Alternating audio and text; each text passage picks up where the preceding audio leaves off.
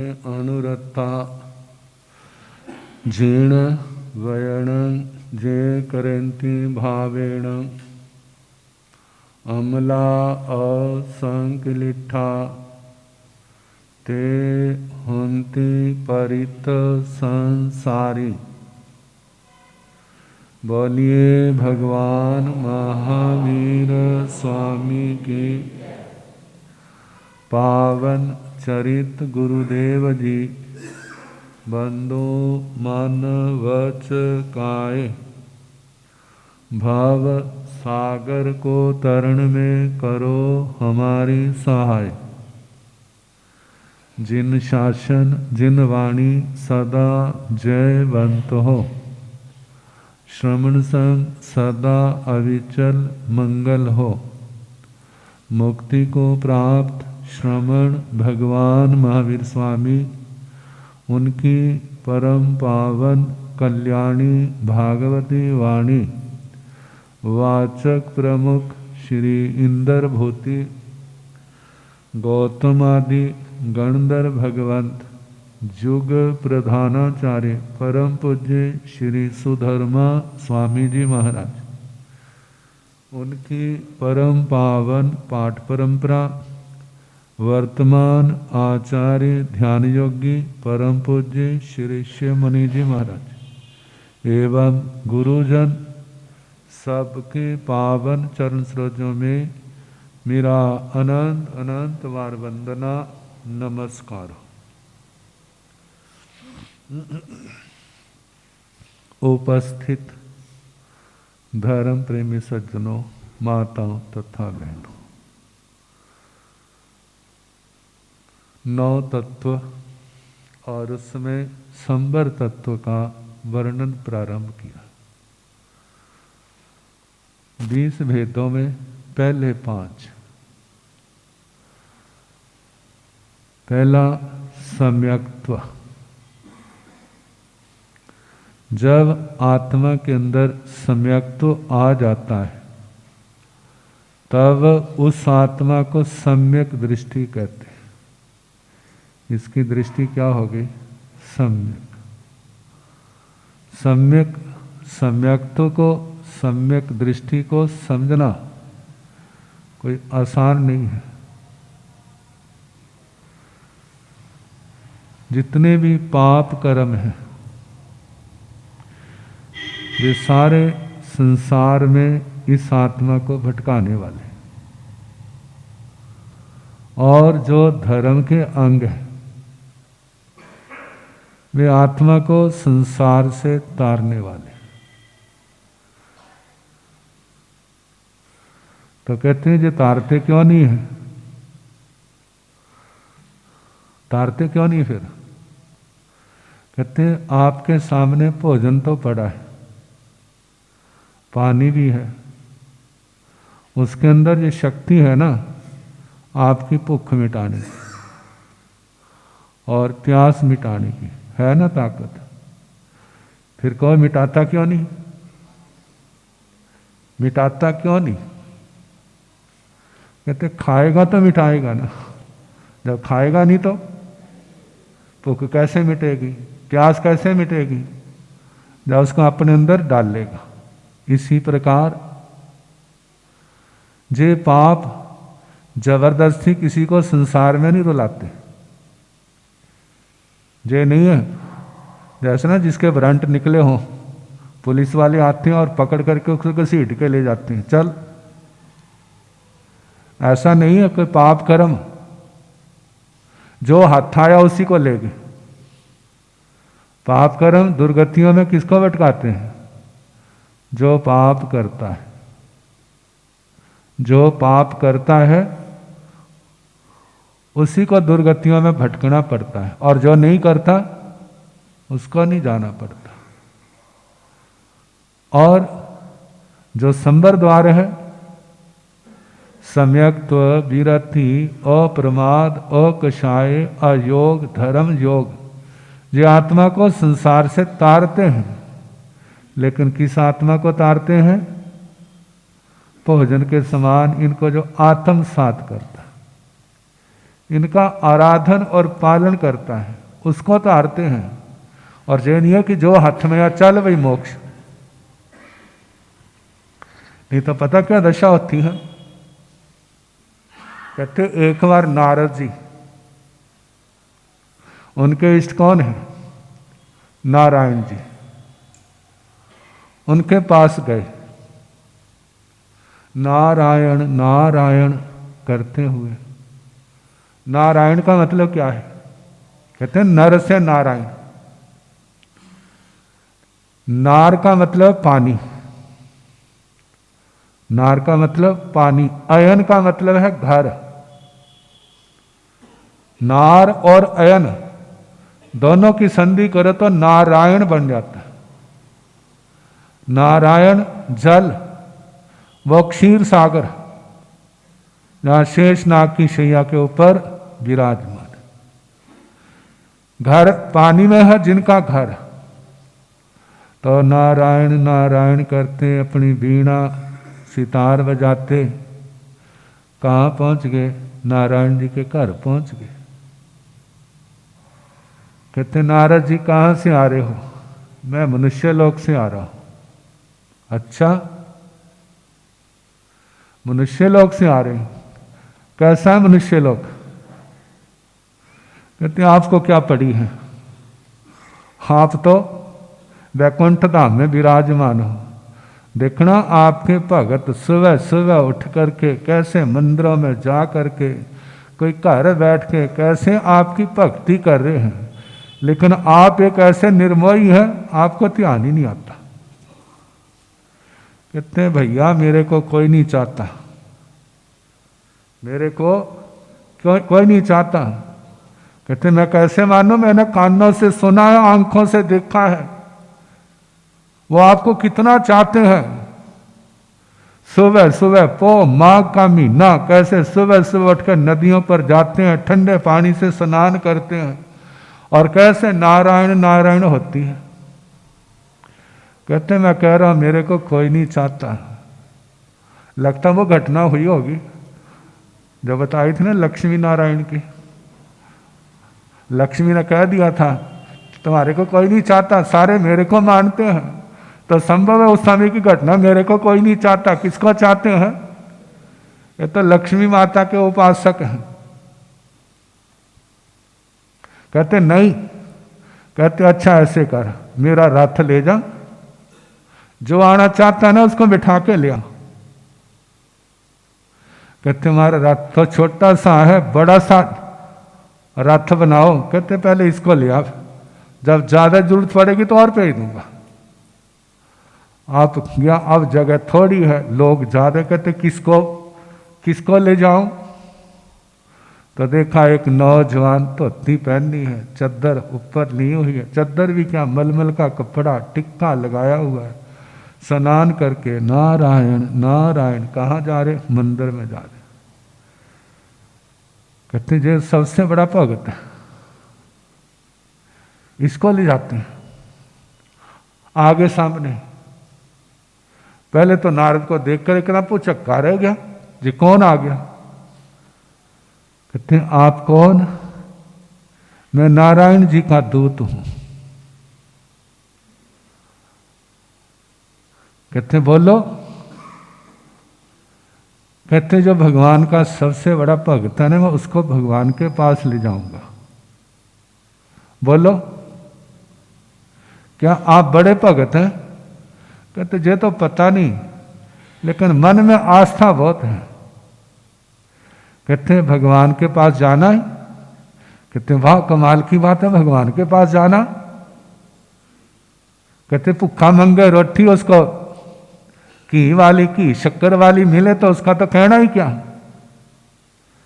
कहते फिर चल चले, रथ पर बैठ। जिस समय कहा ना रथ पर बैठ, एकदम जैसे शरीर में सिहरन उठती है ना, अरे मेरी तो अभी भी शादी हुई है, जो मैं चला गया तो उसका क्या होगा? बेचारे रोएगी पीटेगी मेरे को। कहते जाना तो है, कुछ समय रुक जा। अच्छा कुछ समय रुक गया, फिर आ गया वो। जिस समय आया कहते चल चले, कहते जाना तो हाँ, लेकिन बच्चे का जन्म होने वाला, उसका मुंह तो देख लो। फिर कितना समय चाहिए? इतना समय। वो भी हो गया, कहते चल चले, कहते जाना तो हाँ, लेकिन बच्चा छोटा है, मैं छोड़ के कैसे जाऊं? कहते फिर थोड़ा पढ़ लिख जाए, योग्य हो जाए। अच्छा, फिर आ गया वो। जब फिर आ गया, कहने लगे चल चले, कहते इतना कुछ किया, उसकी शादी तो देखने दे, बहू को तो आने दे। अच्छा, शादी हो गई, कहते अब चल, कहते पोते का मुंह तो देख लो। अच्छा, पोता आ गया, कहते अब चल, मत्थे पर हाथ मारा, कहते कितना ढीठ है जे। कौन वाला? नारद। किसी को ना एक बार टरकाना हो तो क्या करते? बहाना लगा देते। कहते एक बार बहाना लगाया, दूसरी बार लगाया, कितने बहाने लगाए, लेकिन ऐसा ढीठ है, मेरे पीछे पड़ा है। इतनी दुनिया पड़ी है, भरी पड़ी है, किसी को उठा के ले जा।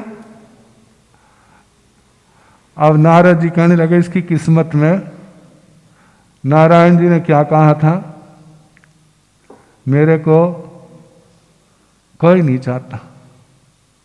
किसको चाहते हैं? लक्ष्मी माता को चाहते हैं। लक्ष्मी माता को भी तभी तक चाहती हैं जब तक वो नोट देती रहती है। जब वो नोट देना बंद कर दे तो, जब नोट देना बंद कर दे तो क्या होता है? जिस समय बाबा दादी पोतों को टॉफियां देने, चॉकलेट देने बंद कर दें और उसकी कोई भी ना सुने, ना पैसा दे, ना कुछ दे, खर्चा जेब खर्च दें, फिर जाएंगे बोले बाबे के पास? कोई नहीं जाएगा। मतलब जी संसार किसी व्यक्ति से स्नेह है तो किसके लिए है? उपनिषदों के अंदर एक बात आती है, एक की ऋषि बनने लगा, उसकी 2 घरवालियां थी। कहते मैंने तो संत बन जाना है, संपत्ति का हिस्सा बांट दो। तो जब बंटवारा करने लगा तो एक को उसी के समान ज्ञान था। कहने लगे बोल तेरे को क्या दो? जे ले ले, जे ले ले। कहते क्या इससे मेरी आत्मा की तृप्ति हो जाएगी? कहते तृप्ति कोई नहीं होगी, इससे आत्मा की तृप्ति होती तो मैं क्यों जाता? कहते संसार के अंदर जितना भी प्यार एक दूसरे के साथ है, वो देखा जाए, जे ना सोचे मैं इसको प्यारा लगता हूं, जे मेरे को प्यारा लगता है, जो अपने को अच्छा लगता है, जहां अपनी कामना पूर्ण होती है, जीव का उसी ओर प्रवाह होता है। जिस समय बच्चे का कोई नहीं है तो माँ के पास भागा भागा आता है, माँ सोई थी, ये तो मेरी जान है, उसके लिए सब कुछ करती है। लेकिन जब बच्चे की शादी हो जाती है, और जिसकी शादी हुई, कहते मैंने नहीं इस बुढ़िया के साथ रहना, जा तो अपनी अलग व्यवस्था करो, नहीं तो मैं अपनी माँ के पास जा रही हूँ। अब बेचारे के लिए कहते शादी होगी, लाखों रुपया खर्च किया, अब क्या करे वो? एक और माँ है और एक और घर वाली है। अब जीत किसकी होती है भला? कौन जीतता है? दोनों। एक और माँ कहती मैंने इतना बलिदान किया इस बच्चे के लिए, इसलिए बच्चा मेरे पास आएगा। घर वाली सोचती है मैं इसके वास्ते माँ छोड़ के आई हूँ, बाप छोड़ के आई हूँ, भाई बहना छोड़ के आई, इतना कुछ छोड़ के आएंगी, इसलिए पक्ष मेरा किस क्या है? मेरा प्रबल है। और बेचारा बीच में फंसा हुआ हो, क्या हो जाता है? जैसे चक्की के अंदर दाना डालते हैं ना, चक्की के अंदर दाने की जो दशा होती है, बेचारे उस भाई की वो दशा होती है। माँ का पक्ष ले तो घर वाली का मुंह उड़ जाता है, और घर वाली का पक्ष ले तो माँ की क्या दशा होती है? कहते संसार झूठा है, जो किसी का कुछ नहीं, कितना मर्जी कर लो, कितना मर जाओ, फिर भी कोई किसी का बनता नहीं। तो संसार में कौन किसका है? जहां तक कहते हैं चाहे किसी को बुरा लगे, चाहे लगता अच्छा नहीं है, क्योंकि संसार इसी के ऊपर टिका है, लेकिन आखिर सच क्या है इसको तो जानना होगा, इसको तो पहचानना होगा। जो इस मोह में आ करके धर्म को भूल जाते हैं, संयम तप को भूल जाते हैं, भगवान गुरुओं की बातों को भूल जाते हैं, आखिर उसके पास क्या रहता है?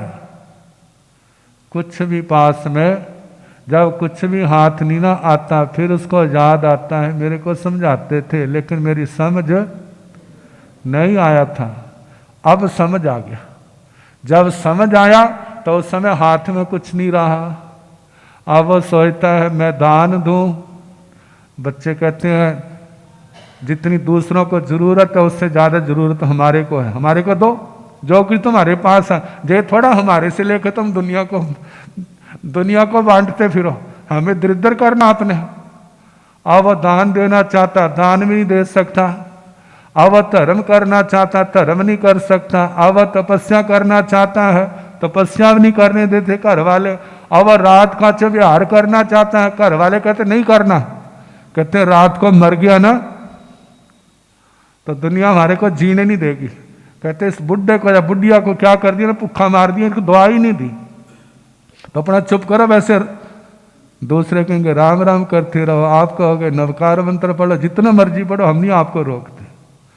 मतलब इंद्रियों का दमन, आत्मा का संयम जब समझ आती है तो उस समय निकल चुका होता है। तो बताया जाता है जिस संबर संसार को तारता है, लेकिन तारता किसको है? जो संबर को आत्मसात करता है। संबर का क्या काम है? आने वाले पाप कर्मों को रोकना।